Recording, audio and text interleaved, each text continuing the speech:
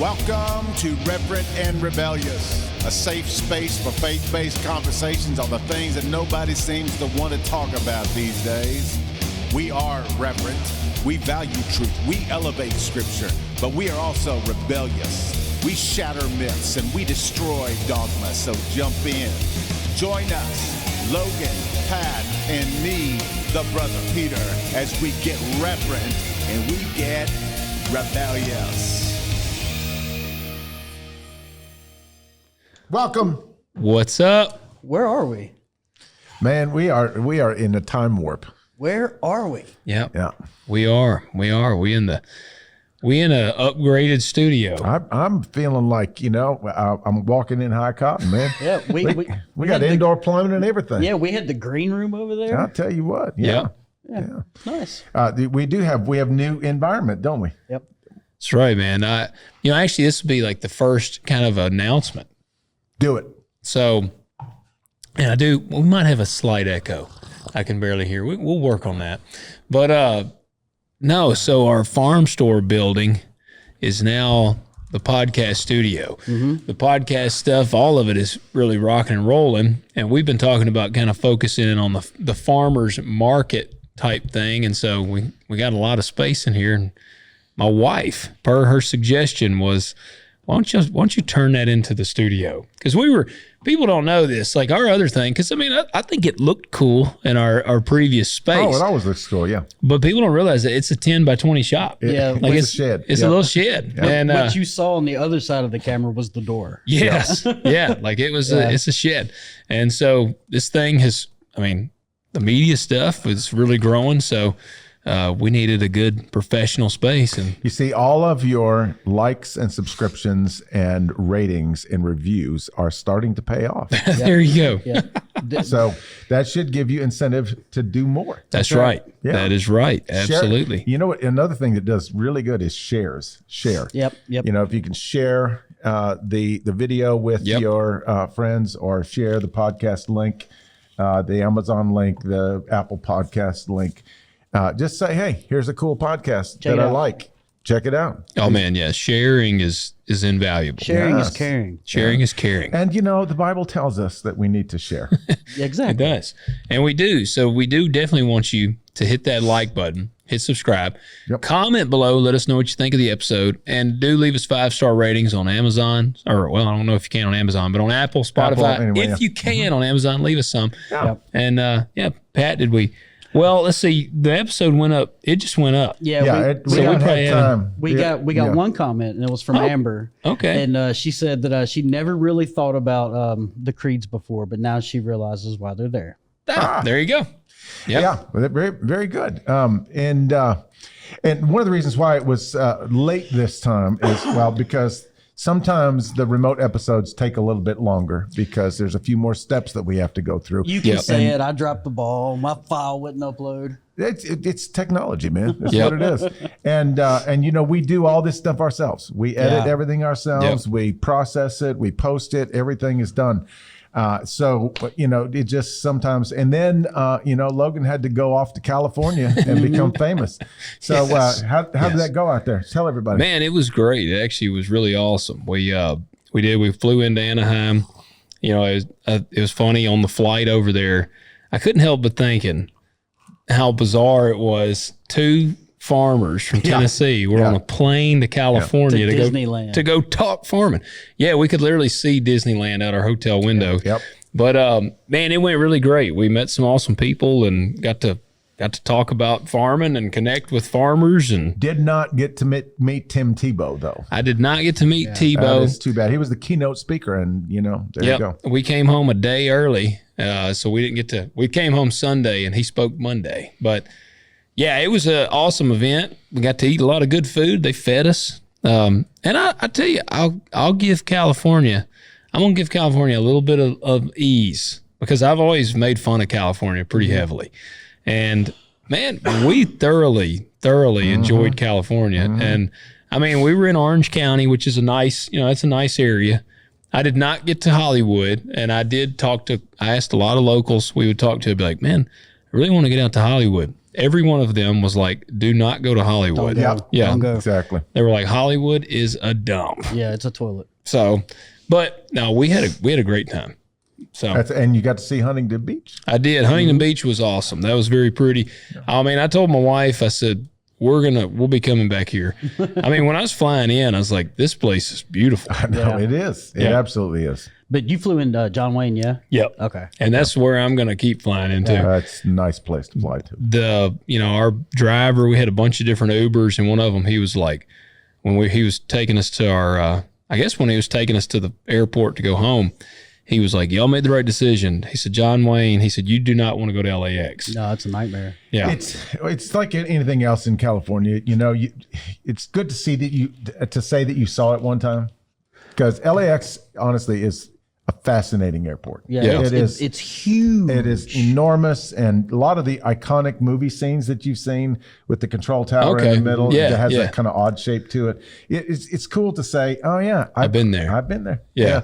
But then once you try to go from terminal to terminal, you say, get me out of here. 3 hours later. The dude told me, our bartender on Saturday we were talking to, and I was just making conversation with him, and he said that to go to an LA Dodgers game. Now he lives in Anaheim. So I mean, that's in LA County, like in that county there. It's in the neighboring county. Yeah. And so he was like, for me to go to a Dodgers game, I have to leave 6 hours early. That's absolutely true. And he said, man, if you don't, he said, I one time made the mistake of leaving 3 hours early. Now, I mean, miles wise, we're probably talking like 40 miles. If that. I mean, oh yeah. So like, this should be an hour drive tops. Yeah. And he said, I left 3 hours early one time, and I got there at the bottom of the third inning. Yep.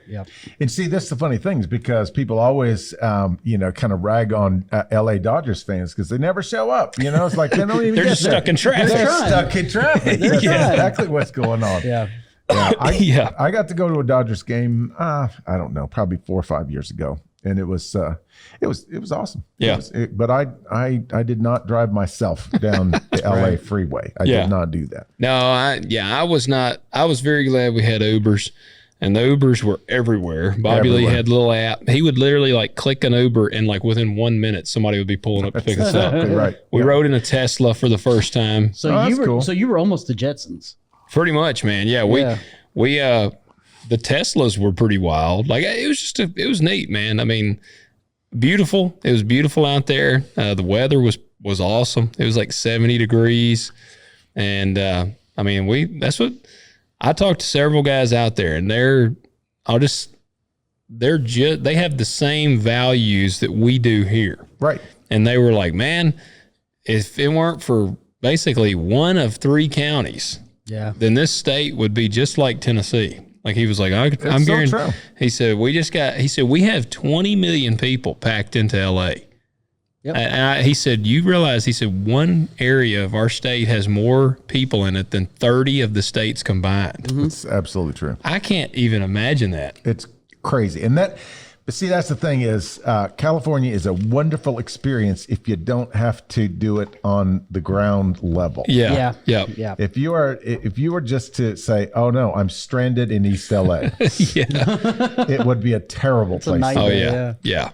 So, I could see that. There you go. I am going to have to go back because I want to see Hollywood still. Yeah, I don't. I actually told the bartender, the more crappy he tells me it is, the more I want to go see it. Yeah. So but no, it went good, and now I'm back here in God's land in Here Tennessee. we are talking about the Bible. Talking about the Bible. Yeah, that's it. That's what we do.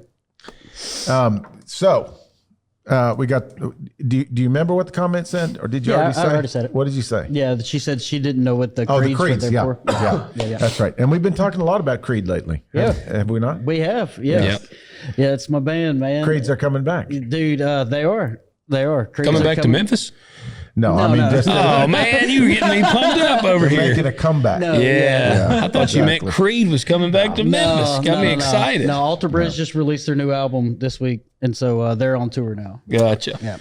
So, we're going to talk about some other things surrounding creeds, but first we have to have our joke for. Actually, I'm going to do 3 jokes today because they're nice and short. Okay. Nice. Okay. So A distressed man is in the cemetery, crying his eyes out and beating a tombstone while shouting, "Why did you have to die? Why did you have to die?" A nearby man comes up to him and says, "I'm very sorry. Was she your wife?" And he says, "No, it was her first husband." Okay, good. Okay, another cemetery joke. This one, you're going to have to think on this for just a second, but it's funny. Last night, I was walking home and decided to take a shortcut past the cemetery. 3 girls walked up to me and explained that they were really scared to walk past the cemetery at night, so I agreed to let them walk with me. I told them, I understand. I used to be scared too when I was alive. That's good. Nice. That's good. Okay, here's the slightly inappropriate joke for today.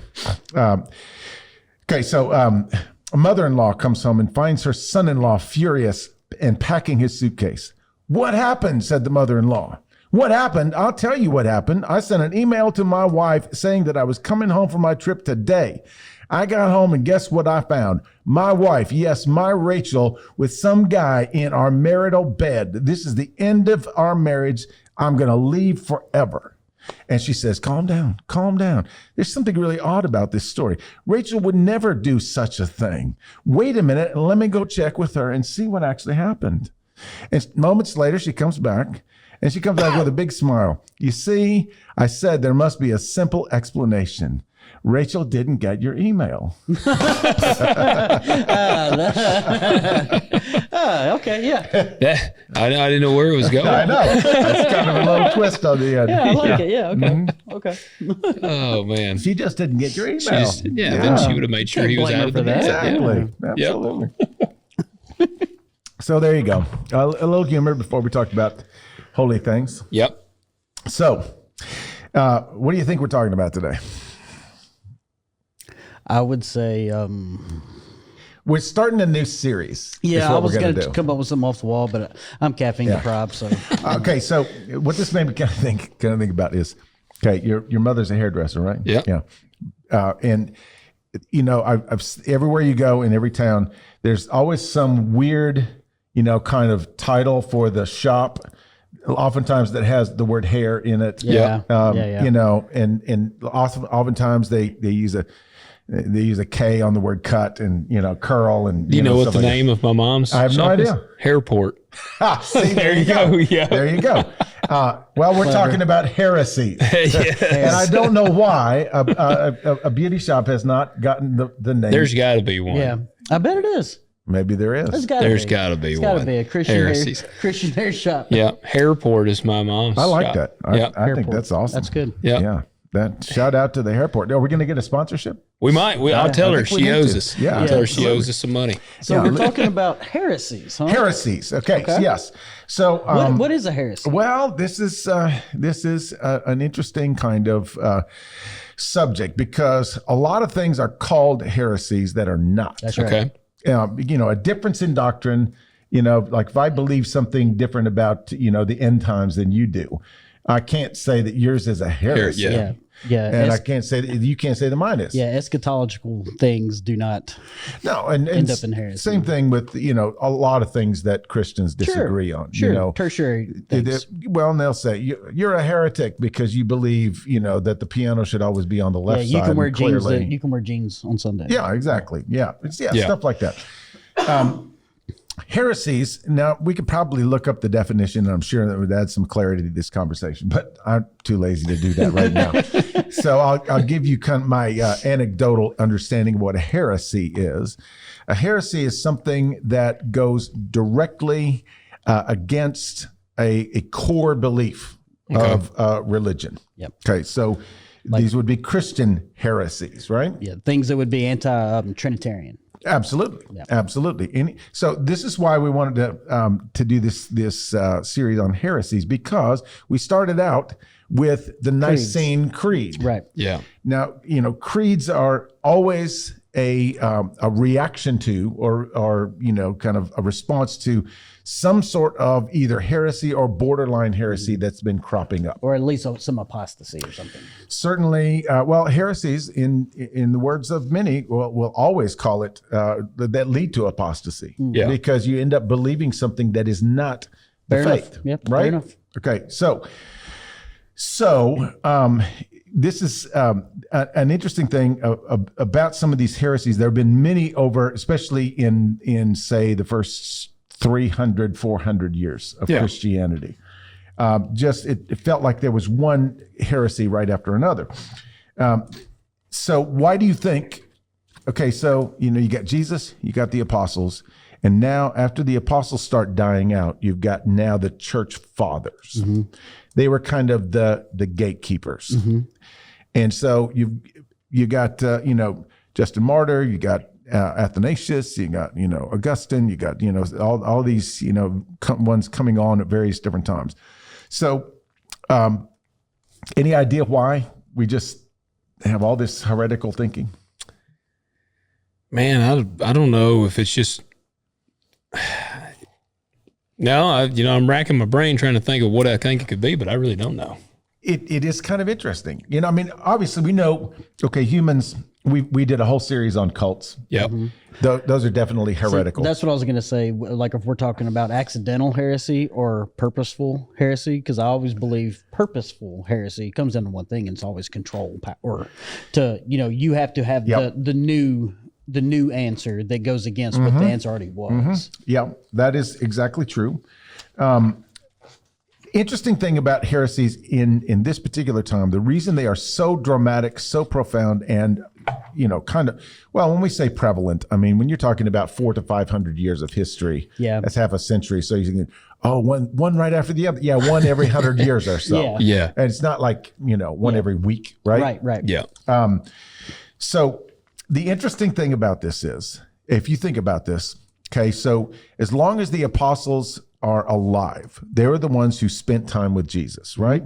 They heard the message straight from Jesus' mouth. So if somebody said, so this is what we believe, they would go, no, because Jesus said this. I remember we were sitting across the dinner table, and he told me specifically, because there's lots of conversations they had that didn't make it into the scriptures, right? I think some of them said, go ask John. I know. Yeah, well, Peter told me that. Well, don't pit Peter against James, okay?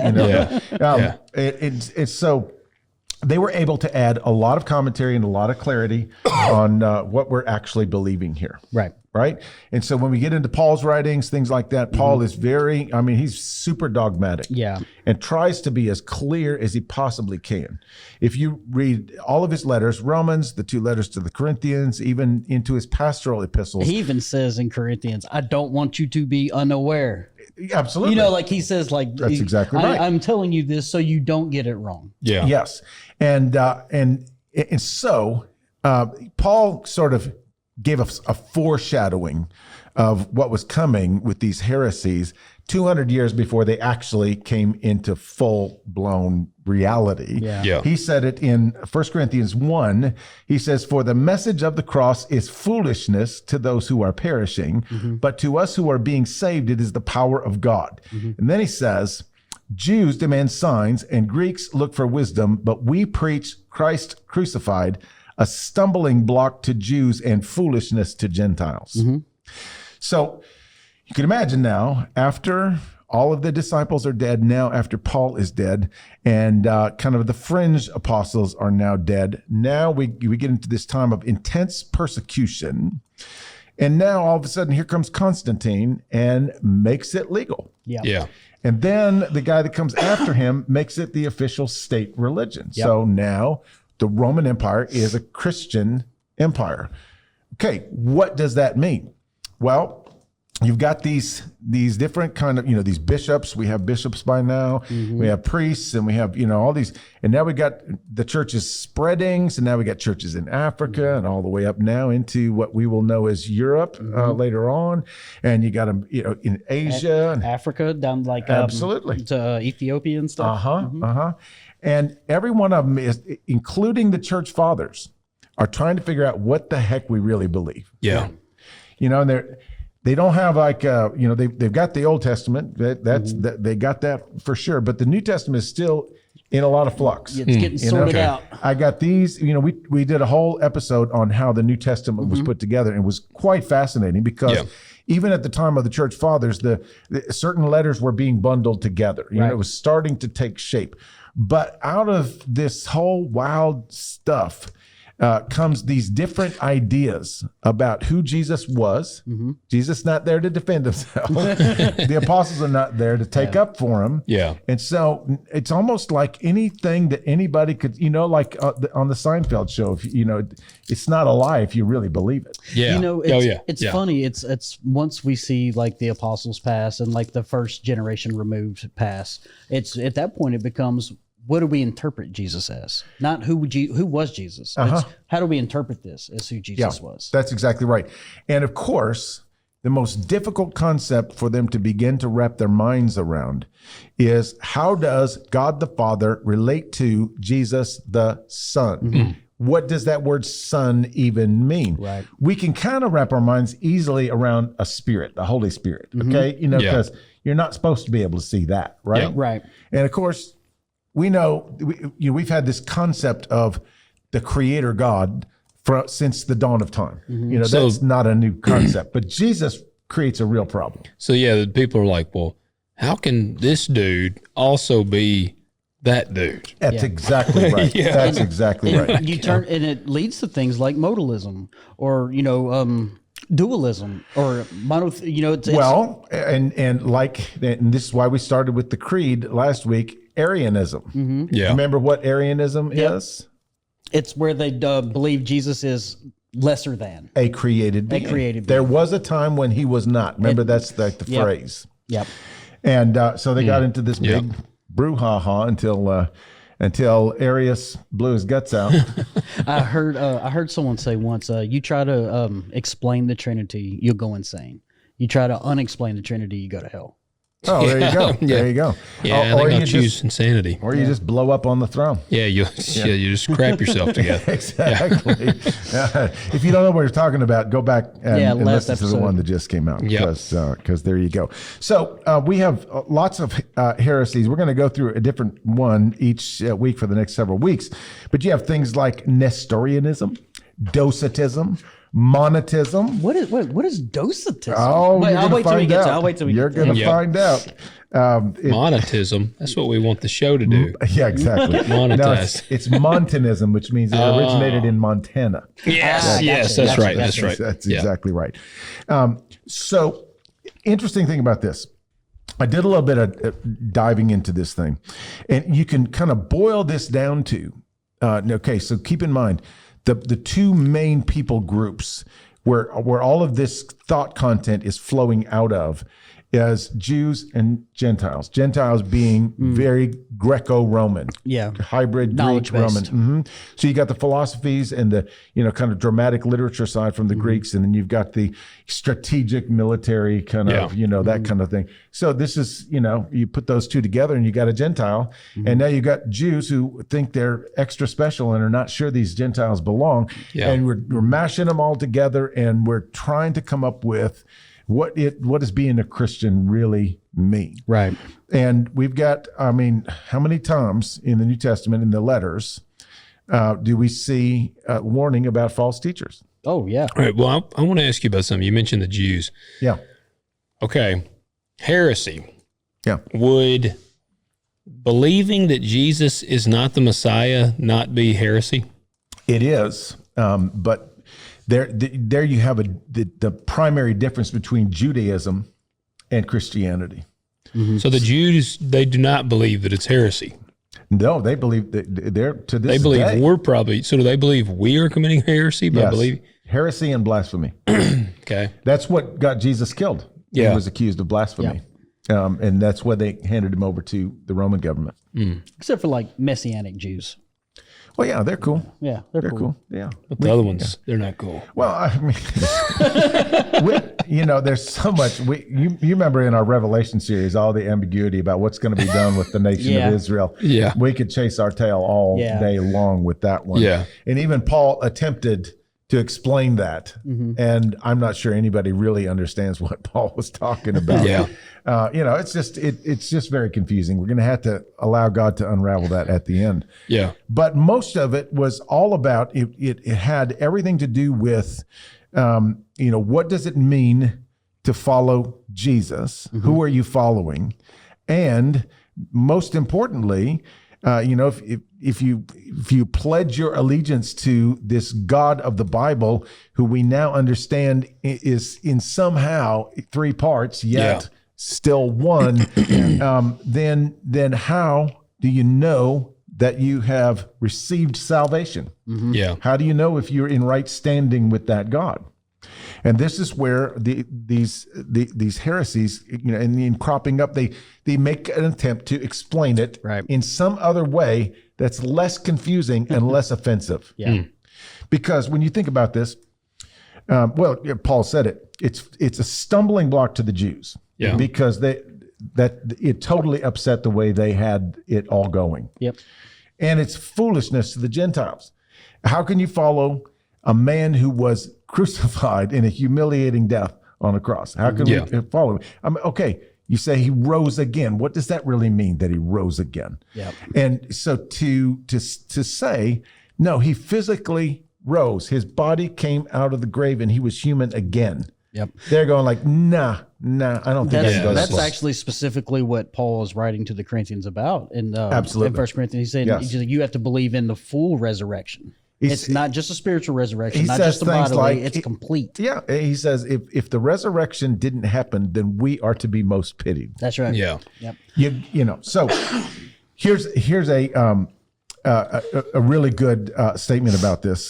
The scandal of this whole Christianity thing is because it offended Greek philosophical thinking, which dominated educated Romans, which is why most of the early Gentile Christians were slaves and women and laborers, things like that, because they're thinking about a God. So let's apply this to Jesus, that the divine was supposed to be immutable, which is unchanging, impassible, incapable of suffering, transcendent, totally separate from matter, and perfect, as in complete, needing nothing.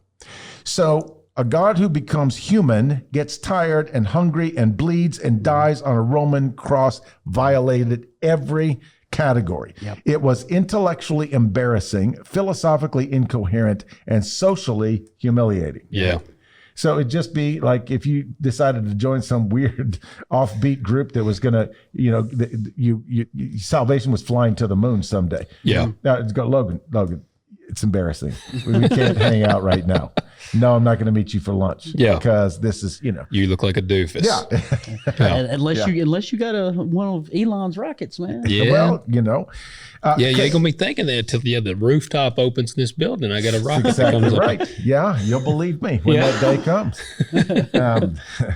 So then on the Jewish side of things, a crucified Messiah was equally problematic. Yep. Because Deuteronomy 21:23 says, anyone that's hung on a tree is under God's curse. How could he be Messiah or the Son of God or anything else he claims to be if he's cursed? Right. Yeah. That's crazy. Also, the Messiah was supposed to conquer Rome, not be executed by it. And then how could God's anointed one, they got all those messianic prophecies, line of David, next king on the throne. How could God's anointed one die as a criminal? Yeah. Right. So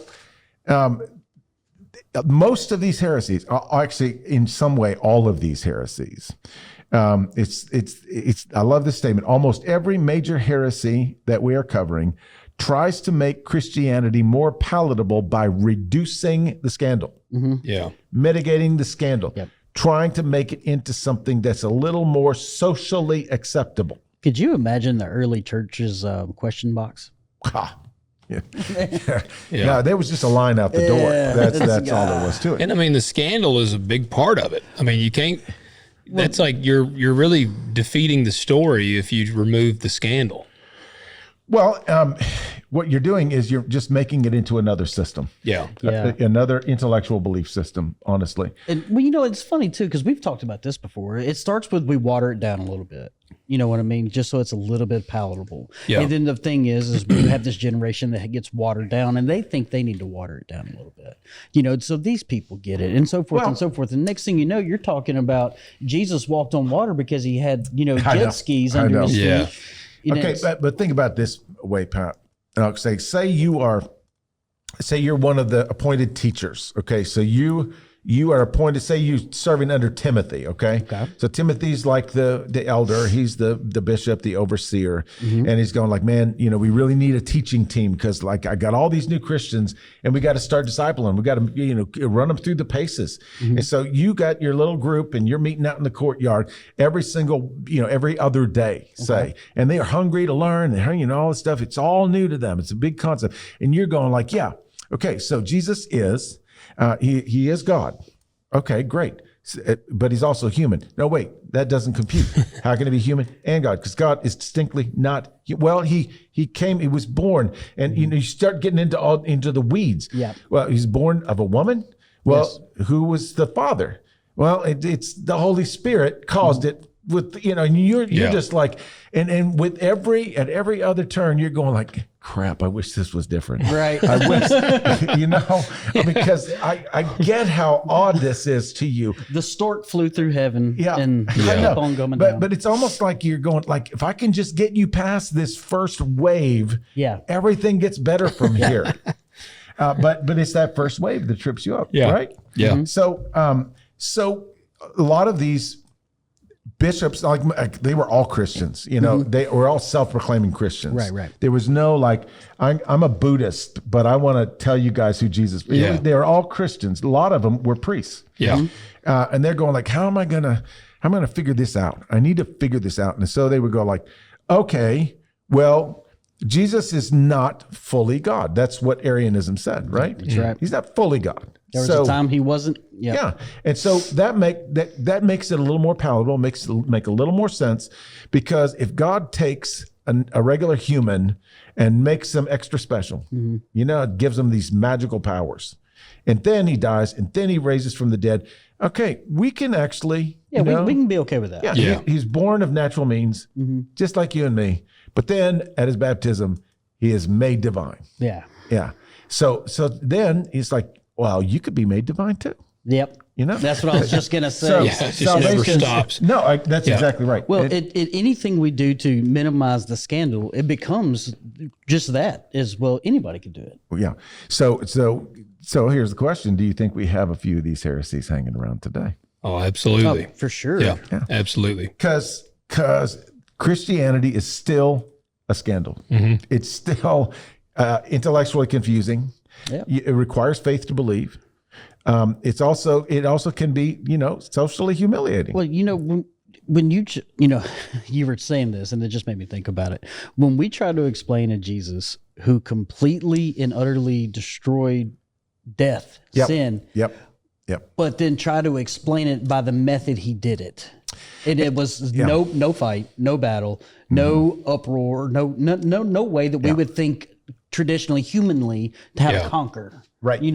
Right. And and that's the whole thing is anytime we try to make Christianity more palatable so that either we're not as intellectually embarrassed or socially humiliated or anything else like that, or that we think, if we just explained it this way, or if we just left this part out, man, everybody would come to our church. Yeah. And we'd start a movement. Yeah. That was still prevalent. Remember when I don't even remember, this was a couple of years ago, we did this study. And as Friedrich Nietzsche said that if we are made in God's image, we have returned the favor and created God in our image. Oh, it's so true. Yeah. Yeah, that phrase has been, spun around in different ways over probably the centuries. Yeah. But and this is a lot of what these heresies are all about, is trying to put the whole concept of God the Father, Jesus the Son, then the Holy Spirit, and what we're supposed to believe and who we're supposed to follow into a way that you can explain it in human terms. Yeah. Only in human terms. Yep. And, there's all kinds of things. How do you explain chemical reactions in purely human terms? Man, I would just say you got at least two different, I don't even know what the word is. I would say two different forms that when they hit, they essentially volatilize. Right. But and we understand the concept of it's almost like human conception. Yeah. We know what happens. We know all the elements and parts. But there's just no way to like This is why it happened, in my opinion. Well, how do you describe that instant that it happens? A little flash. I mean, it's just That's it. See, I learned this once, wasn't it? It's like magic. Yeah. It's like nobody can say. Isn't it a squared plus b squared equals c squared? Ain't that it? Ain't that the reason? I don't know, but a square plus another square plus another square equals a pretty good I conversation. was going to say, we're just three squares. Yeah, that's exactly right. Okay, so we'll move on past that. This is kind of our little intro thing to what qualifies something as a heresy. We're trying to make God palatable. And you were right, Logan, too. Some of these, like Arius wanted to be the top dog, right? Yeah. And so he's like, I got this new thing. It's going to work. It's going to make sense to everybody. And it almost did. It almost worked. But the church, those who really dug in their heels and really got it, kept on countering that whole idea with, no, the scandal is the point. Yeah. The scandal is the essence of Christianity. Well, I feel like everything we look at, like, we've talked about all the time, when you go back and look at every single person that God has ever used in the Bible, I mean, aside from Jesus, is just, they're a scandalous sinner, broken person. Like, I mean, they're not a single one of them is the kind of guy that you're like, you look at their life and say, they were just a great man all the time. And that's a great point, Logan, because all these great church heroes that we have, right? They do all these scandalous things and they're kings and stuff. And then the perfect king comes and gets a scandalous treatment. Yeah. Like it flips the kingdom upside down. See, that's I was just going to say too, even Jesus' life was a scandalous life. Well, yeah. I mean, from birth. They basically called him an illegitimate person his whole entire life. Yeah. They called him the bastard child. That's exactly right. But the church kept insisting in these formative years, even though they didn't have all the answers, they didn't have all the books of the Bible, they didn't have everything all codified or systematized. They kept saying, no, the scandal is the point. And when you think about this, all of our primary doctrines come out of this incongruity, this scandal. Yeah, that's true. God really became human. That's the incarnation. We put a fancy term to it, but we had to believe that God really became human. That's right. That's it. God really suffered. He hurt. He bled. He died. Whipped. That's the passion, right? And the crucifixion. We have to. We're going to get into this in a second when we get into our first heresy. But the material world really matters. Yeah. Like it's not just about spiritual things or spiritual bodies or spiritual entities. Creation is good. It's the theology of creation. So Madonna was right. That's right. Material girl. We live in a material world. Yes. And this is also important in this particular heresy. Our bodies really matter. Yeah. Like when we will die, our bodies will die, but then our actual bodies in some form or fashion will be resurrected, right? Yeah, this reminds me. This is definitely on the rebellious side, but I saw a meme and you just made me think of it. I may have sent it to you. I send Peter some good ones, but You do. It says, I have told my friends and family that when I die, I want my remains to be spread around the trails. And then it said, I've also told them I do not want to be cremated. I love that one. That's I great. absolutely That is love great. that one. Yes, you did send that to me. I've used that several times. That is a good one. That's for sure. So when we talk about these creeds, and we talk mostly about the Nicene Creed, but we also hit a little bit on the Apostles' Creed and the Chalcedonian Creed. Yeah. And how they hammer away at whatever the heresy is. Remember in the Nicene Creed, the original Nicene Creed, how many times did it say, Jesus is the Son of God? Yes. He actually is because they, so the Chalcedonian Creed, the formula in the Creed, it says this way: one person in two natures, without confusion, without change, without division, without separation. Yeah, they drive it home. Just drive it home. Exactly. So they refuse to try and resolve the tension by diminishing either Jesus' full divinity or his full humanity. Yeah. And so this is kind of what we're dealing with here. It is like every time the church faces a heresy, it's people trying to make Christianity less offensive, less scandalous, more intellectually respectable. And every time the true church says, no, We're keeping the scandal. It's even done today. Oh, it completely is. Yeah. Oh my gosh! In fact, probably more now. We talked at length about the whole, attractional model of church, the seeker sensitive thing, everything else like that. What was that? But trying to make it more palatable. Yep. We have church for people who don't like church. Well, why don't they like church? Because they feel convicted every time they walk in the door. And they're asked to believe something that stretches them past what they're comfortable with. They do have church that doesn't convict you every Sunday. It's called football. Yeah, that's true. Well, it's although you'd have to repent sometimes, to be honest, Pat.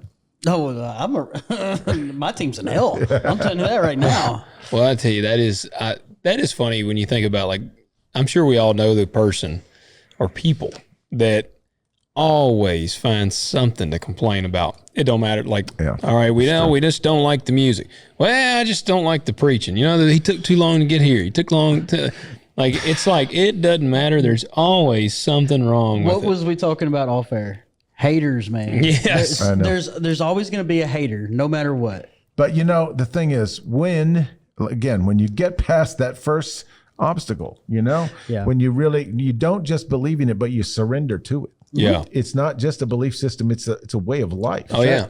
Then something spiritual, something happens in your spirit. And your spirit is the part of you that is regenerated first. Yeah. And you all of a sudden your sensibilities are different. You view life different. Everything else is different about you. And then over time it begins to come out in your attitudes and your actions and your desires and your will and everything else like that. Yeah. Yeah. I've had someone say to me once, it's like, I believe in Jesus, but he's never been Lord of my life. Yeah. And I was like, well, did you let him? Yeah. Yeah.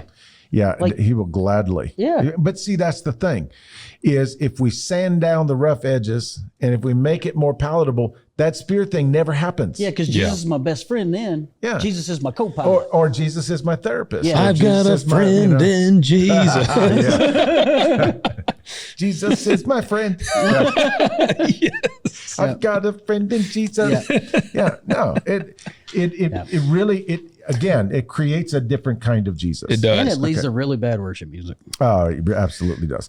Okay, so y'all stepping on some toes there. We got to get into our first heresy before we get off the rails too far. Yes. This is we could probably do multiple episodes on this one. This was the most prominent heresy of its time, and it spanned literally centuries. Yeah. One version or another of it, and it still exists today. Yeah, it absolutely for does. sure. Because it is very appealing. And that is Gnosticism. Mm-hmm. And I don't know if you've seen the comedian who does a routine about all of the silent letters that were left out of the English language, and he goes through this whole big, long, drawn out, adding in allll of the silent letters. Oh, yeah, Silent Letter Day. Yeah. Did you show us that? Yeah, he did. I did. This is Gnosticism. Yeah, Gnosticism. You better hit your knees. Yeah, hit your knees. And Gnosticism is kind of interesting because it doesn't have a founder. Okay. Like Arius. Mm-hmm. It doesn't have a start date. It just sort of arose. It certainly started in the first century. Yeah. And that's the thing about it too, is I think it was more of a cultural movement than just, like this was my grand idea. I think it was more of a cultural movement. Oh, it definitely was a movement for sure. There are some key figures, but unlike heresies like Arianism, where we can say this guy started it and everybody started to go with them. Yeah. Gnosticism was more like a virus that infected early Christianity. Gotcha. That's a good way of putting it. A competing spirituality that tried to absorb and redefine Christianity so it would be more acceptable to sophisticated Greek thinkers who found the idea of God becoming flesh and dying on a cross scandalous and crude. So we'll get into exactly what Gnosticism is. I have this fascinating article that I'm absolutely dying to get into, but I need to cover a couple of things first. All right. We do have a few key figures, and I'm going to be flipping pages. I've got this stuff all over the place. I had to go notebook today because it was too much. So you have this guy named Simon Magus, Magus. He was around in the first century. Many of the church fathers, like Irenaeus, will trace Gnosticism back to him, but he was really just the, kind of the face of Gnosticism, probably the most outspoken, shall we say. Professional level. This is the sorcerer in Acts 8 who tried to buy the Holy Spirit's power. Okay. Early church tradition claims that he went on to develop heretical teachings, but we don't have any of his writings. So we don't know how much came from Simon Magus, or that if he was just, kind of a follower hanger on. Yeah. This one is super important. Valentinus. Yeah, that's it. He died in 160 AD. Was the most influential Gnostic teacher. Okay. He was educated in Alexandria. Alexandria is where a lot of this stuff happens. Alexandria, that's the big Alexander the Great's big educational system. Well, and a lot of these guys got way above their skis, out over their skis on this stuff. He came to Rome and nearly became a bishop. Okay. If you can imagine that. He developed an elaborate system. You're going to hear some of these terms in a little bit. They are aeons, Aeons. He an elaborate system with 30 aeons. They are divine emanations. Okay. We'll get to that. He came up with the idea of the fall of Sophia. Okay. Sophia being wisdom. That's going to be important. He came up with the whole mythology of the demiurge. Demiurge. We're going to get into the demiurge in just a minute. Okay. It's kind of wild. Sound like a demigorgon? Kind of, sort of, yes. It was very sophisticated, very appealing to the Greeks. There's a lot of boxes to check. That was Valentinus. Basilides, I don't know how to pronounce that. It was in the early 2nd century. He was kind of a disciple of Valentinus. Okay. He even developed that complex system even more, codified it, wrote books about it. In the same vein, he's a teacher as well? Yes, absolutely. He was teaching mostly in Egypt around the same time as Valentinus, who went to Rome. And see, that's the other thing that was popped out in my mind too, is you're talking about Alexandria, and that was quite literally the halfway point between Egypt and Rome, right? And because Egypt it's their own brand of Gnosticism, so completely. it's all these great educational places. Yes, and then there was this guy named Marcion. Now he has his own particular heresy, and we'll get to that probably next week. Marcionism. So these are educated fools. Completely. Yeah, absolutely. And they're trying to make a name for themselves. They're scholars. We've got lots of Bible scholars today that really don't believe the Bible at all. Yep. But they want to make a name for themselves. That's absolutely. For sure. So he is oftentimes grouped in with the Gnostics, but we'll see why he's a little bit different later, because he rejects the Old Testament God, but he's technically distinct. He didn't have the elaborate mythology system, just dualism. Old Testament God equals justice and law. New Testament God equals love and grace. So he separates the two. Okay. Gotcha. That's one component of Gnosticism. Yeah. But Gnosticism seems to have emerged from a mixing pot of Greek philosophy, which is Platonic dualism, spirit good, matter bad. Okay. Which is why they're having a problem with Jesus, because he is spirit and he is matter at the same time, right? Which is bad. Yeah, and honestly, N.T. Wright will say that the church today suffers from Platonism to a huge degree. I would agree. Yeah. I could physically sin, but I didn't in my spirit, so I'm exactly. okay. Yeah. My heart wasn't in it, but I still did it. So Greek philosophy just didn't enjoy it. Yeah. or maybe. Oh wait, that's called conviction. Just like Steven Tyler, he tried it and didn't like it. Or maybe you liked it too much. Yeah. Okay, so Greek philosophy, Jewish apocalyptic thinking. Now this is where we kind of get into some of this Second Temple Jewish literature. Okay. This is where they had to sift through a lot of it, because a lot of the work that was being done was very, very Gnostic in nature. Okay, so think cosmic conflict, hidden mysteries, hidden knowledge. Okay, Greek philosophy, Jewish apocalypse. Then you throw in Persian Zoroastrianism. Wow. Zoroastrianism. Yes. I did not see that one coming. I did not either, but there is a lot of Zoroastrian kind of thinking, especially in Gnosticism.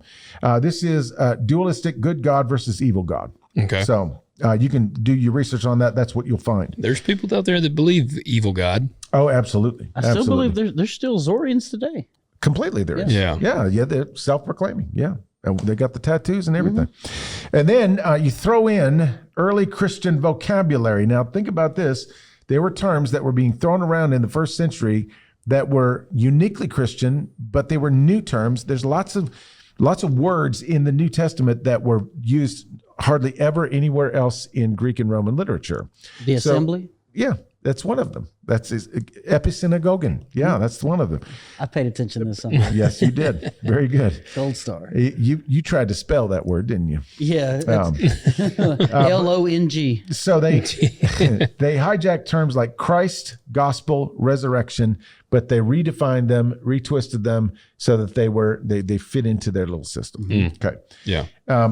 We don't redefine things today, do we? Oh, no, we know. No. We never know. What we do know is by the mid-2nd century, so 150 on, these ideas were literally everywhere. Yeah. And they were wildly popular, especially among educated urban Christians. So think about the letters that were written by Paul to places like Ephesus, places like Thessalonica, Philippi. Colossia. Very sophisticated. Even Corinth, Corinth had the seedy, side of it, but they proclaimed themselves. They thought they were really educated. Yeah, they did. They absolutely did. So they had their own gospels. They wrote their own sacred literature, their own rituals, their own teachers. They traveled all around the Roman Empire. So think about this, Logan. You got this different idea about God of the Old Testament, God of the New Testament. You already know that there were at least 2 of the Gospels have been written already. You probably read them. Yeah. And you're going, you know what? This is incomplete. I think I need to write the Gospel of Logan and start incorporating all these ideas. I feel like it's a bad thing to do. Yeah, but if you really believed it, you're going like, no. But why would I know? Well, you'd be reading through the Gospels and going, no, and we'll see this in some in this article. You'd be saying like, Mark didn't get that right. That's not why Jesus did that. That's not why. He might have done it. I believe he did it, but that's not why. Bold move. I was going to say, that just seems like a ton of arrogance to me. Okay, but it absolutely is. But think about it this way. If you're already in the Greek philosophy and the Greek debating community and, all this stuff. That's true. So you're arrogant already. They had debates on the town square almost every day. For entertainment. To see who had the latest new knowledge. Yeah. Who had the new strain of thought. Yep. So that's true. Then what better new thought than to be like, I have a new idea on the gospel. Well, think about this. You're reading the Sermon on the Mount, right? Yeah. And you're going, what does he mean by poor in spirit? Blessed. Yeah, poor in spirit. Well, you know what? Poor in spirit, that means that you haven't been enlightened yet. That's what that means. Yeah. Your spirit has not been enlightened. He didn't mean that. He meant this. Yeah. Yep. And so now you got this whole different take on it. And that's just one line, Yeah. All of a sudden, so now you're writing, and now you're going like, you know what I heard? I heard that Jesus did miracles when he was a kid. And then, you hear this story and this story and you go, you know what? I bet he brought a bird to life. I bet he did that. And so you just put it all together and string it together with all these sort of Gnostic flavored ideas.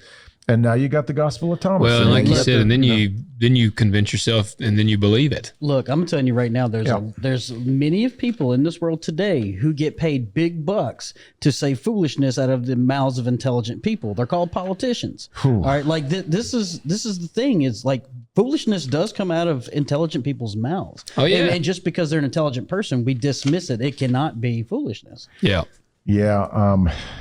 Speaking of foolish. I was foolish to not bump the heat up a little bit. I'm getting kind of cold. All right, well, go do it. I'm about to go grab my jacket real quick. Give me some more coffee while you're at it. See, this is great. We got like coffee. Got a coffee pot right here. I'm glad I'm sitting in the corner. I don't have to get up. We are just, look at that. Before you know it. Steaming. We'll be wearing horse turds the size of diamonds. Okay. So here, I can't wait any longer. I've got to unfold this article for you, just to give you some ideas. Now, oftentimes we will, download or we will read through articles written about, by some authoritative source about some sort of cult or something like that. Sure. What better what better way to explore what Gnosticism is than to go to the Gnostics themselves? There you go. Yeah. There you go. Yeah. This is from a website called gnosis.org. Gnosis. Yes. And this absolutely blew my mind because you'll begin to see how all this started to come together, but then you'll also see why it exists in our world today. Okay. And how. It's crazy. I'm going to read word for word some of it.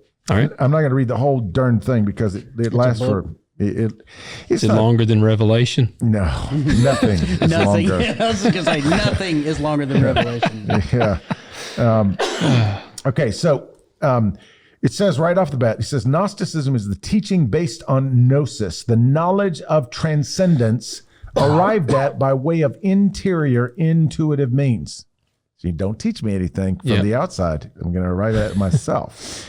Although Gnosticism thus rests on personal religious experience, it is a mistake to assume that all such experience results in Gnostic recognitions. Yeah. It is nearer the truth to say that Gnosticism expresses a specific religious experience, an experience that does not lend itself to the language of theology or philosophy, but which is indeed closely affinitized to and expresses itself through the medium of myth. It's a mouthful. Yes, it is. Most Gnostic scriptures take the form of myths.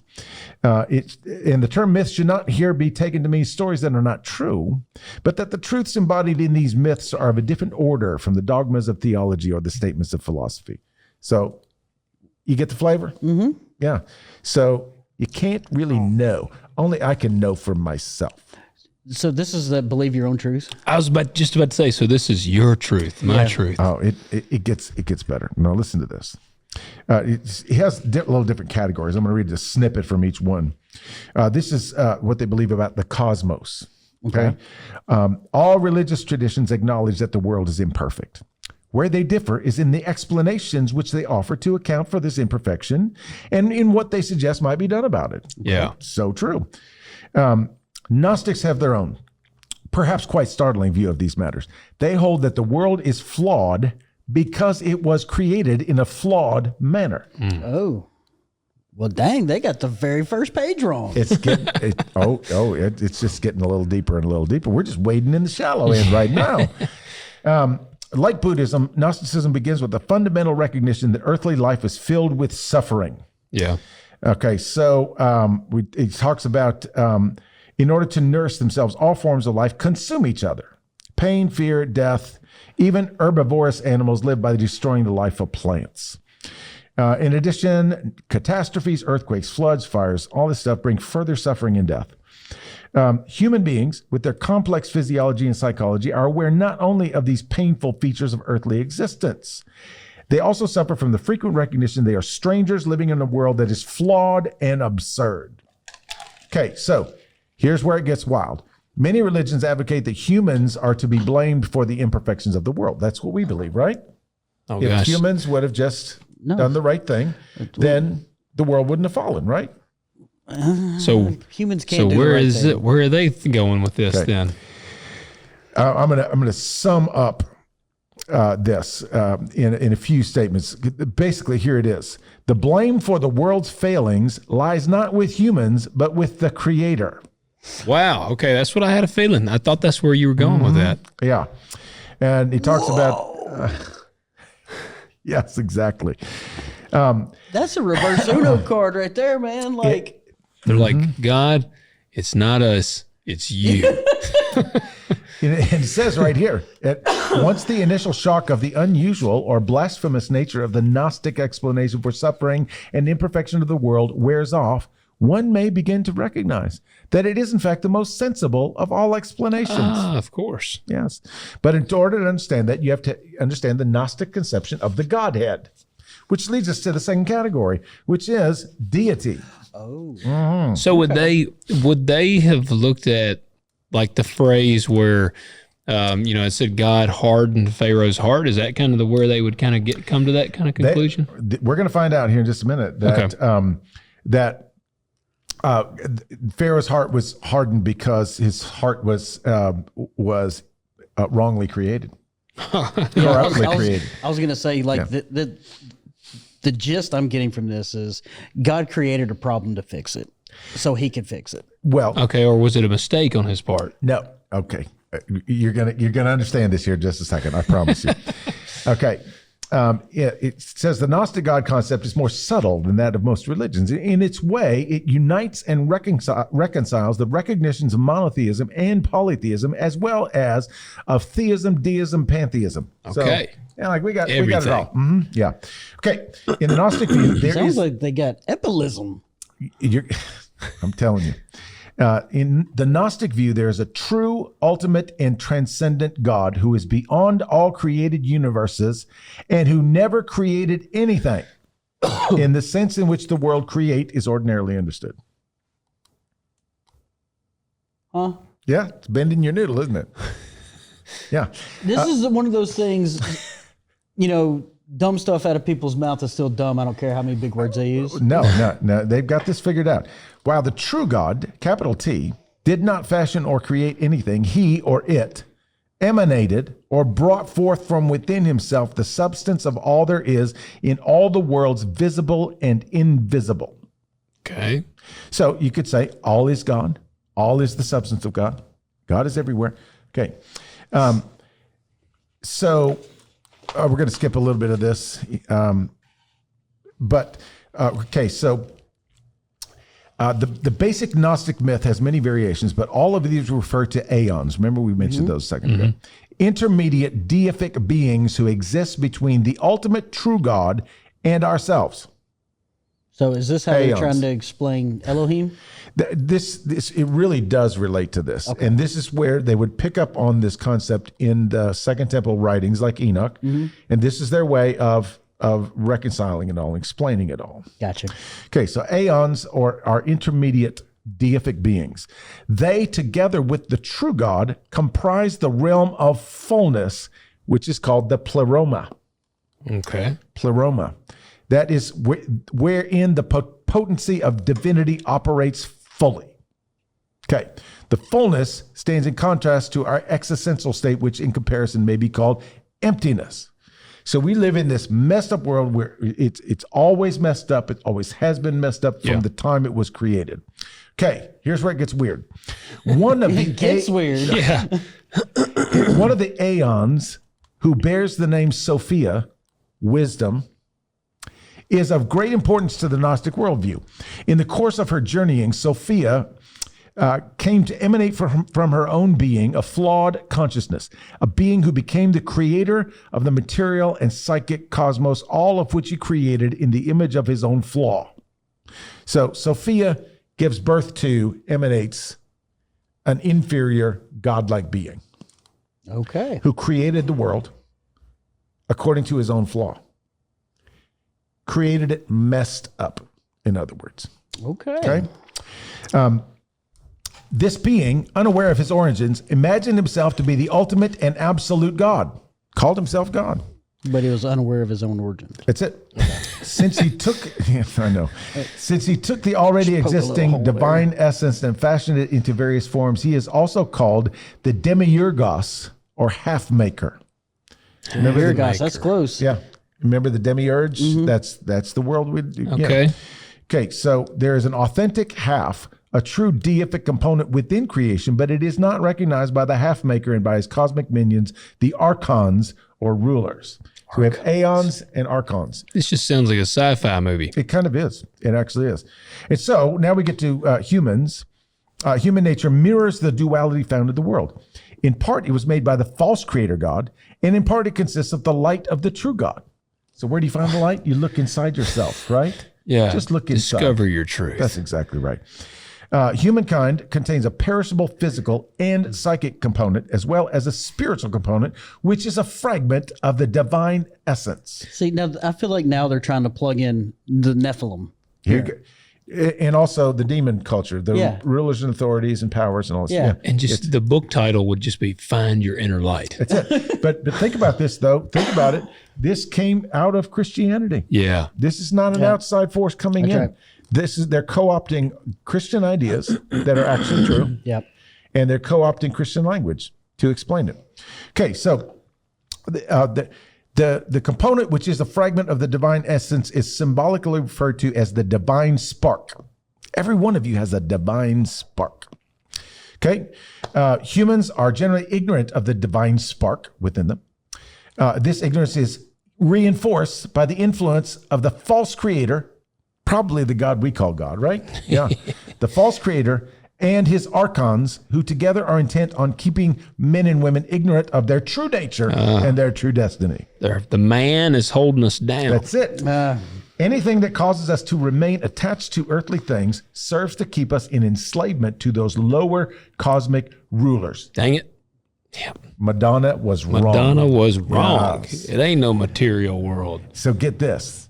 Death releases the divine spark from its lowly prison. But if there has not been a substantial work of gnosis undertaken by the soul prior to death, it becomes likely that that divine spark will be hurled back into and then re-embodied within the pangs and slavery of the physical world. They will not call this reincarnation because you're not brought back into the world as a different being. It's just your energy's transferred somewhere else. You just had to go through the same process all over again. This So something Yeah. dark side. Yeah. So in the course of history, humans progressed from materialistic sensate slavery by way of ethical religiosity to spiritual freedom and liberating gnosis. Gnosis. It sounds like one of the, if you like a gnat and you just feel like being goofy, you're like, it's a gnat. I know. That's what it sounds like, gnosis. I know. Well, what it sounds like is, it's funny is because as you're reading through this, I can be like, okay, this could refer to the Nephilim. This could refer to the Elohim. This could refer to this. And it's like they ate a bunch of mushrooms and it's like, let's rewrite scripture, brother. These guys might have been like the ones that tested the mushrooms. This was like the first guy, and they're like, hey man, you got to write this. We need you to write this for us real quick. And they're like, also, we need you to test out this new mushroom. We're not sure if it's okay. And he's like, all right, well, I really need to save time, so I'm going to do them both at the same time. The wisdom is Sophia, man. Yeah. Yes. Okay, so Tommy Chong's the editor. So the idea is that you go through an evolution of consciousness that will rise, but before you die, will rise you above the materialistic world, above the false god, the half creation, and then when you die, the divine spark will go into the fullness. What? Where the ultimate God is. And by the way, the ultimate God can never be known. Now this does not have a name. And this is something that was come up with a long time ago. Oh yeah. Like, because I mean, hearing this. Honestly, this to me sounds like some crap I could hear. Like I feel like I could be listening to a modern day podcast, and like Joe Rogan would be interviewing somebody, and they're talking about doing DMT or whatever, DMT. And they'd be like, "Well, you take this, and then when you pass on, you go into the divine full." Like I could hear somebody saying that today. I went into the eighth heaven last week. Yes, and I met Sophia face to face. Absolutely. This sounds like a modern thing. It completely does. And of course, this is a modern organization. Yeah. So it's not going to be the original writings of Gnosticism, but it's all the concepts are right here. Yeah. Yeah. So here's the interesting part about salvation. Oh. How do you get saved in the Gnostic world? Well, no, you can. You actually can. Evolutionary forces alone are insufficient, however, to bring about spiritual freedom. This is what they're all about, spiritual freedom. Humans are combined in this physical trap with the archons and everything else, and they are also ignorant of their true origins, their essential nature, and their ultimate destiny. Yeah. To be liberated from this predicament, human beings require help, although they must contribute their own efforts as well. And so, here we go. Do they get naked? They don't get naked. That is one thing. It's like the first one in a long time. It, Although they endorse getting naked by the time we get to the end. It always leads there. I was going to say there had to be some naked in here. There is somewhere. Because ultimately, especially the more libertine Gnostics will say, because this physical material world is enslaving and it doesn't matter, and it's going to be done away with, just do whatever you want with your body. Mm-hmm. Just to thine own will. What does it say? To thine own self be true. That's kind of what it's as long as you don't sin in your soul, in your spirit. No, as long as you're seeking the spiritual enlightenment that will get you to spiritual freedom, it doesn't matter what your body does. Yeah. Absolutely. How convenient is that?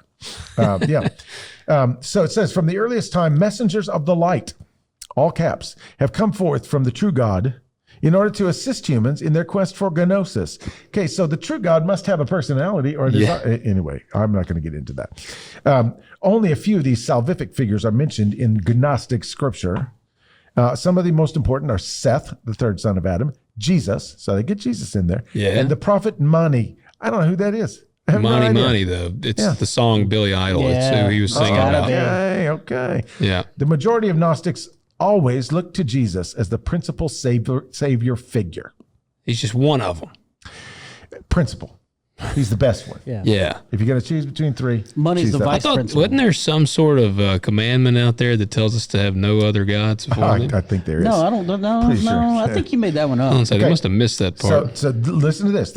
It gets subtle now. Gnostics do not look to salvation from sin, original or other, but rather from the ignorance of which sin is a consequence. So you get this knowledge thing, right? Mm-hmm. So the opposite of knowledge is ignorance. So, opposite of good, evil? No. Opposite of knowledge, ignorance. So we're soft pedaling this whole idea. Doesn't that mean that I can say I know that's not a sin and just do it now? No. If the more you become spiritually enlightened, then the freer you are from from sin, ignorance. So you can just you are the judge if that's a sin or not. Yeah. So you can just do something and be like, this is just not a sin. Yeah. Well, the word sin doesn't even really matter. Yeah. It's ignorance or enlightenment. Yeah. Right? I'm enlightened. I don't sin. Yeah. The decisive revelation, ignorance is dispelled only by gnosis. And the decisive revelation of gnosis is brought by the messengers of light, especially by Christ, the Logos of the true God. It is not by his suffering and death, but by his life of teaching and his establishing of mysteries that Christ has performed his work of salvation. Yeah. How about that? There, we got rid of that cross thing. Just, move that out of the way. It's not about sin. It's not about righteousness. It's about enlightenment as opposed to ignorance. So nobody has to die. Yeah. He just died. He just died because, Because he was completely intelligent at this point. He was spiritually free. He was a messenger of light. Yep. He had been awakened. Okay. I'm going to skip this next part. Okay. One needs also remember that the knowledge of our true nature, as well as other associated realizations, are withheld from us by our very condition of earthly existence. And, the archons and everything else. The true God of transcendence is unknown in this world. In fact, he is often called the unknown Father. The indwelling spark must be awakened from its terrestrial slumber by the saving knowledge that comes from without. Okay, all that stuff. Now, I'm not going to spend too much time on conduct because they just reject the ideas of ethics and morality at all. If no system of rules, because that is, such systems usually originate with the demiurge. That is I was going to ask, was it the archons? Yeah, no, it's the false world created by it's the half creation that we live in. Yeah. So everything's good. No, everything's bad. Everything's bad. So okay, rules, gotcha. ethics, morality don't apply. Yeah. We're above those things. Yeah. It's kind of like so. Then what do they follow? It's kind of like that. That TikTok. It says like marriage is a construction, brother. Here it says to the Gnostic, commandments and rules are not salvific. They are not substantially conducive to salvation. Rules of conduct may serve numerous ends, including the structure of an order and peaceful society, the maintenance of harmonious relationships within social groups, but they are not relevant to salvation. That is brought about only by gnosis. Morality, therefore, needs to be viewed primarily in temporal and secular terms. It is ever subject to changes and modifications in accordance with the spiritual development of the individual. Okay. You can adjust your own morals, Pat. Isn't that nice? Wow, I thought y'all, that's the first thing that y'all said I couldn't do when I got saved. No, Y'all lied to me. Hey, if there's no morality, no ethics, no holiness, no righteousness, because then you can make it up as you go along. It's all a construct. That's exactly right. Wow. Gnosticism embraces numerous general attitudes toward life. It encourages non-attachment, non-conformity to the world, being in the world but not of the world. I wonder who said that. Nonetheless, it appertains to the intuition and wisdom of every individual Gnostic to distill from these principles individual guidelines for their own personal application. Okay. Wow. Yeah, you get to interpret it however you want to. I'm still just like I said, I can't believe this is as old as it is. So this is what Ted Bundy was. Maybe, I don't know. So then when it comes to destiny, it says, when Confucius was asked about death, he replied, "Why do you ask me about death when you do not know how to live?" Isn't that just like the ultimate gaslighting, like blame shifting? The whole thing's like, where am I going to go one day? Well, why don't you ask yourself, where are you going to go when you live? I would have hated dealing with like a stoic or whatever back then. They would have got on my nerves. Yeah. I'd be like, can you just answer the question? Which way to the gas station? What do you need to go to a gas station for? Yeah, exactly. Yeah. Seek the gas station first, but find yourself. You know, like Why are you seeking a gas station when you should be seeking direction? Yes. I bet Confucius got beat up a lot. That's saying, what is the only one I know that it says Confucius says, a man truly learns to control his anger and level of violence when the mosquito lands on his. Yeah, truth. I think you may be onto something. Yeah, that's a good one. Okay. So then he starts quoting their own gospels. He says, to a similar question posed in the Gnostic Gospel of Thomas. I was going to say their gospel. Exactly. So this is their truth. So this is just an insanely self-centered belief. Mm-hmm. Everything revolves around me. You know, we've talked about like the self-help age, and you know, look, we went to Barnes and Noble right before Christmas to kind of get some stuff, last-minute gifts, and the self-help thing is huge. There are so many self-help books, and I'm not saying that every self-help book out there is terrible. Like, I'm sure there's probably some that are all right. Have you ever heard George Carlin's stance on self-help book? He says it's the dumbest thing ever. He's like, if you go buy a book that's called self-help and you read the book, it's not self-help. You had to get the book for help. It's not self-help. It's just help. Yeah, but it's true. But it's like we are just, I don't know. I do feel like we're very much obsessed. We absolutely are. We're just obsessed with self. And I don't know of anybody, maybe you do, that says, my life was changed by this book, right? This self-help book. There is very few times in my life I've ever heard, and I've heard, there are some guys I've heard say that, but I will tell you that, and I'm not trying to be a turd, but I have not seen a change in their life. You know what I'm saying? They're like, this book changed my life. It's funny though. No, it didn't. No, I'm like, oh, well, I can't tell. We have this culture that says, well, we got to do this self-help. I was like, remember that next time you move. Yeah. Oh, yeah. Like, will you help me move? No, you got self-help, dog. Self-help. Yeah. That's it. Okay, so it says here, in the Gospel of Thomas, Jesus answered that human beings must come by gnosis to know the ineffable divine reality from whence they have originated. Jesus said, you will know the truth and the truth will make you free. Mm-hmm. This is what they've made it into, right? Yeah. Human beings must come by gnosis to know the ineffable divine reality from whence they have originated and whither they will return.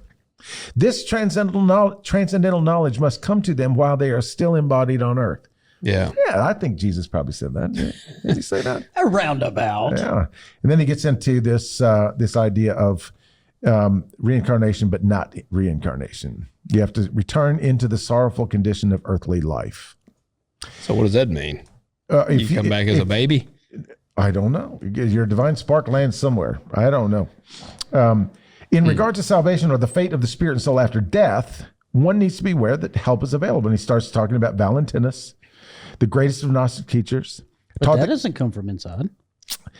No, it doesn't. But they tell you how to access what's inside. Oh. Yeah. Come on, Pat. He taught that Christ and Sophia await the spiritual man, the pneumatic Gnostic, at the entrance of Pleroma. That's what we're trying to get to, Pleroma, by the way. Pleroma. And help him to enter the bride chamber of final reunion. So it's Pleroma. Is that like heaven? That's the world. Yeah, that's the world that the ultimate God lives in. It sounds like it came out right after COVID-19. We live in the bubble, which is the demiurge. Okay. Created by the half god, who is the evil offspring of Sophia, who was supposed to be wisdom, but apparently is not. Okay. Yeah.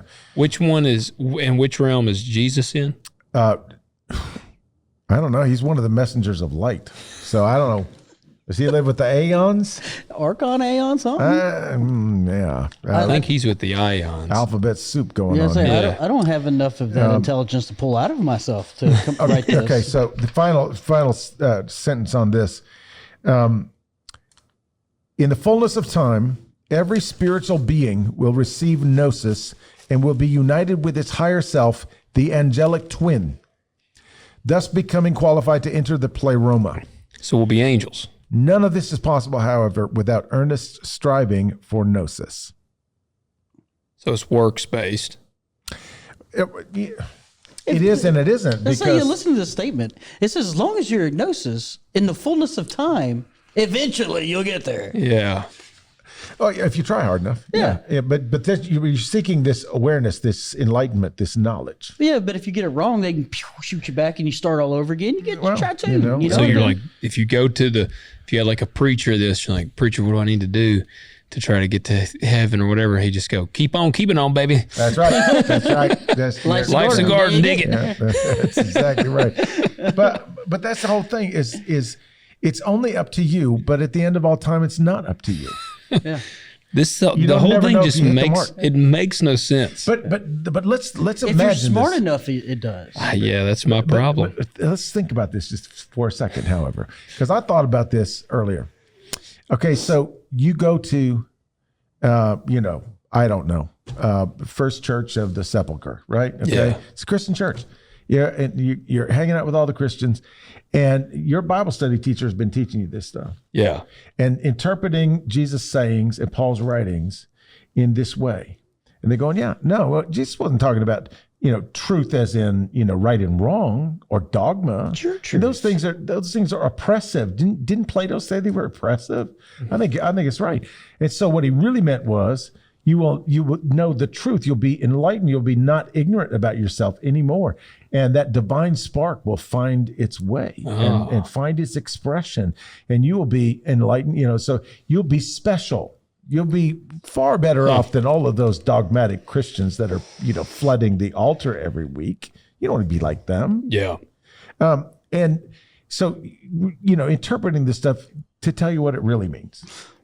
And so now you're going to church and you're hearing these things. You're hearing Paul say, talk about justification and sanctification and everything. You're going, yeah, you're right. It's all about gnosis. Yeah, justification was cousins of Sophia. Well, and talk about wisdom and go, oh, yeah, we want true wisdom, not that corrupted wisdom. Yeah, not that half-brain. So, but you can see how all of this kind of can fit together. Yeah. But what ends up happening though is that a lot of what Paul is talking about is you end up denying the deity or the humanity or both of Jesus. Yeah. And so then you can deny that his death meant anything. So then you can deny that he actually rose again, or if he did, it was in a spiritual sense, or not literally. You can try and make sense out of exactly who Jesus was as the Son of God. Does son mean son? Does it mean born? So does Jesus have a godly mother?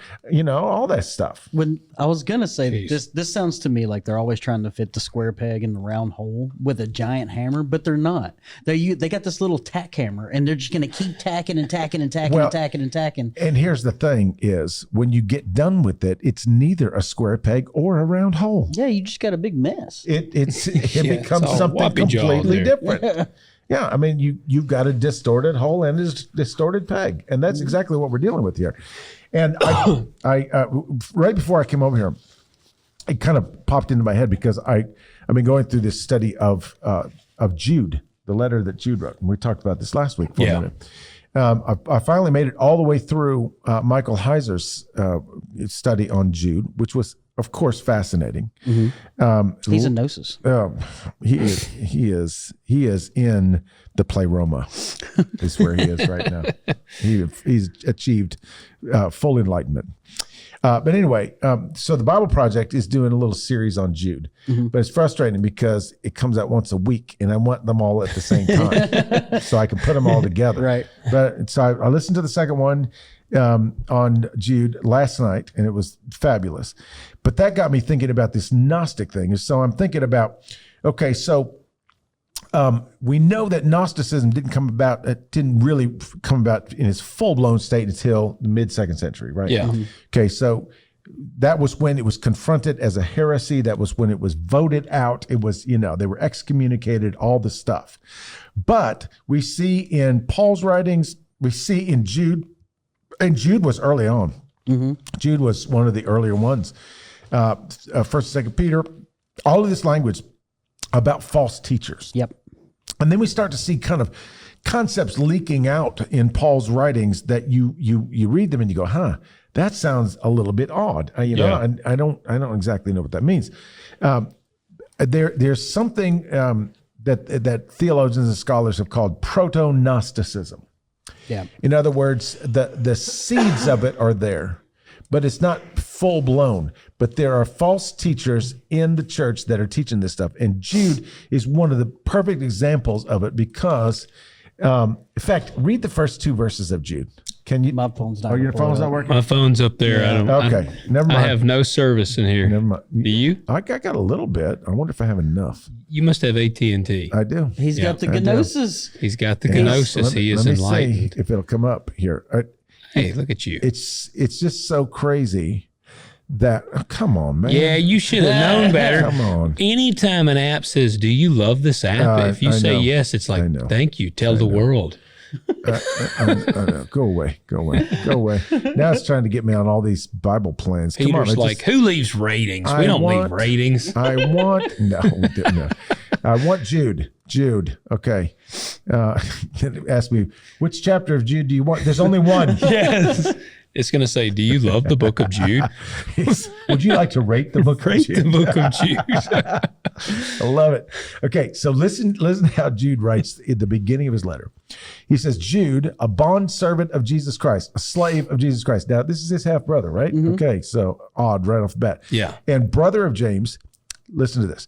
To those who are the called, beloved in God the Father, and kept for Jesus Christ, may mercy and peace and love be multiplied to you. Now, this next verse, you don't know it until you know it. He's like, I was writing this other thing, but I had to stop writing my other thing in order to write this thing. Yeah. Listen to what he says. He says, beloved, while I was making every effort to write you about our common salvation, like I'd like to write you this nice little theological book, I felt the necessity to write you appealing that you contend earnestly for the faith which was once for all handed down to the saints. Now listen to how he words this. For certain persons have crept in unnoticed. Yeah. So is that kind of what he's talking about? They're Christians, right? Yeah. They've crept in unnoticed. Those who were long beforehand marked out for this condemnation, ungodly persons who turn the grace of our God into licentiousness and deny our only Master and Lord Jesus Christ. And he after that just goes off. Yeah. Just Hammers absolutely false go off. teachers. Okay, so it's talking about godless people who pervert the grace of our God into a license for immorality, deny Jesus Christ. He says, these people reject authority and heap abuse on celestial beings. In other words, they're degrading. Heaps upon heaps. Yeah, that's exactly right. They slander what they do not understand. The very things they do understand by instinct, they destroy them. Yeah. These people divide you, following mere natural instincts and do not have the Spirit. See, I can say some just common sense stuff too. Like, if they want to try to be all cute about this, well, all false teachers, every one of them starts off with a legitimate subject. Yeah. Yeah. And Yeah. For sure. You know what I mean? There's a seed of truth in the beginnings of anything, right? I mean, David Koresh had seeds of truth in the very beginning. Yeah. And then he got naked. Yeah. There you go. So these distortions were not just happening in the 2nd and 3rd century. They began early on. Yeah. Colossians, Paul talks about philosophy and empty deception. Talks about worship of angels, harsh treatment of the body. John in 1 John around 90, every spirit that acknowledges that Jesus Christ has come in the flesh is from God. Yep. 2 Peter warns against those who despise authority and promises of freedom while they are slaves themselves to depravity. Yeah. Basically, by the time, The temple is destroyed in 70 AD. From 70 to 150. It starts back then, and it just rockets forward. And you know the scariest part about false teaching is you cannot catch it until it has already taken hold, and it's got to be observable. You got to be able to catch it. You got to be able to see it. It's like, oh, that's what they're believing now.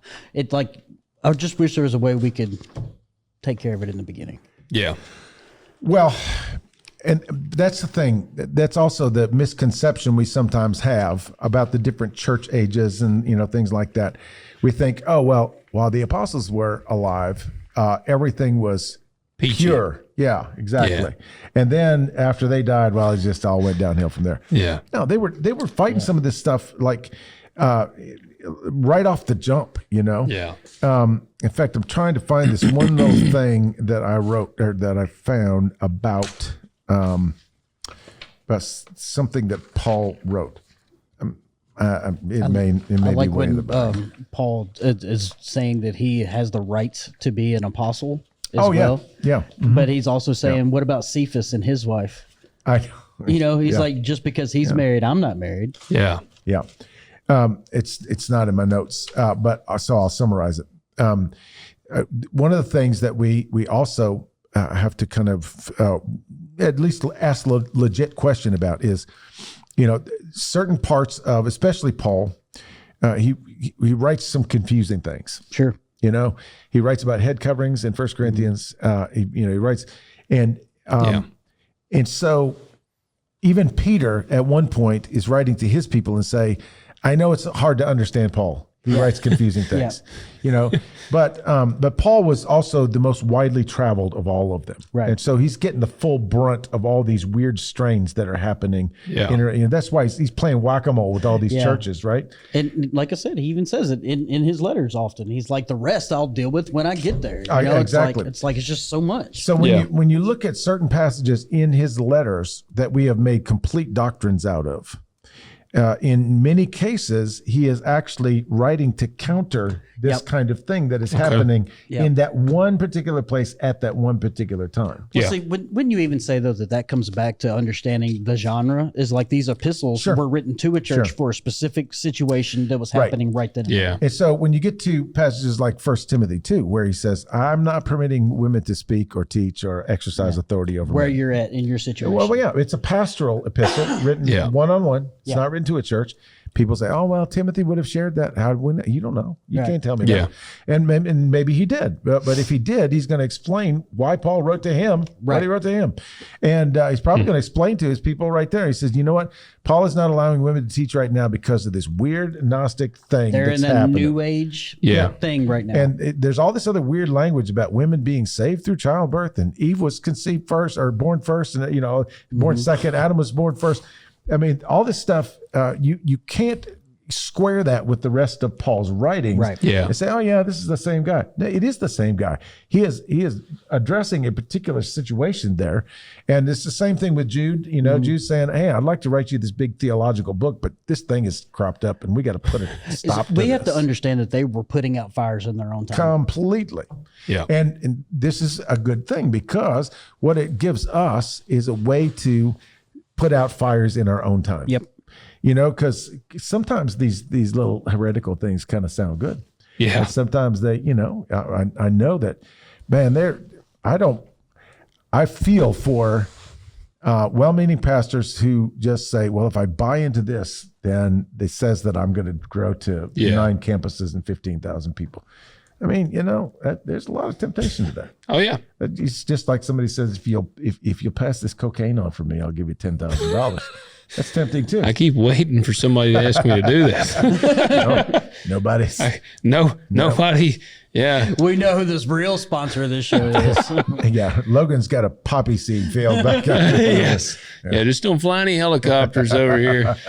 In his greenhouse. Yeah. Yes. How do you think we got so much new studio space around here? We have probably activated the AI bots, sensor bots, about 59 times during this episode. Yes. But that is the basics of Gnosticism. There's much more to be said if you wanted to get into into the weeds with this stuff because it really is the number one infection in the church in the first 300 years. And they were still, we're still dealing with it today. Sure. We talked about this last week. You know, every Disney movie has Gnosticism in it. Yeah. You know, it's like, oh no, your family is the oppressor. You need to break free from them. Listen to this guy over here, the messenger of light. And then look inside yourself. Look inside yourself.